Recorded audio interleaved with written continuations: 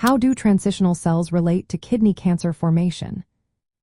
Imagine the inside of your urinary system as a busy highway lined with special cells that can stretch and move as urine flows. These are called transitional cells, and they line areas like the renal pelvis, ureters, and parts of the bladder. Their job is to handle the stretching that happens when your bladder fills and empties, which makes them quite unique. Sometimes, these cells can develop abnormal changes in how they grow and divide. When this happens, they can form a type of cancer called transitional cell carcinoma, also known as urothelial carcinoma. This cancer starts from the transitional cells themselves. In the context of the kidney, this cancer usually begins in the renal pelvis, which is the funnel-shaped part inside the kidney where urine collects before moving into the ureter. Most kidney cancers are different and come from the kidney tissue itself, called renal cell carcinoma.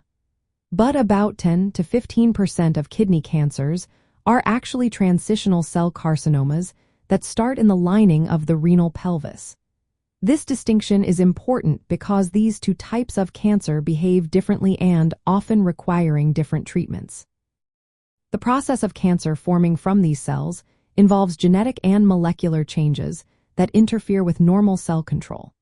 This leads to uncontrolled growth of the cells, which can form tumors.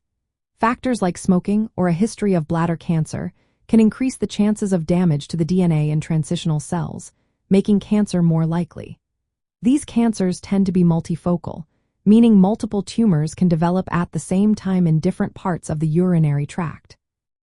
Diagnosing whether a kidney tumor is transitional cell carcinoma or renal cell carcinoma is crucial because treatment options differ. Imaging scans can sometimes show the tumor, but a biopsy or a procedure called ureteroscopy is often needed for a definitive diagnosis. Treatment for transitional cell carcinoma usually involves removing the kidney along with the ureter, called a ureteronephrectomy. In contrast, renal cell carcinoma might be treated with just removing the kidney. Understanding how transitional cells relate to kidney cancer helps doctors choose the right approach for each patient.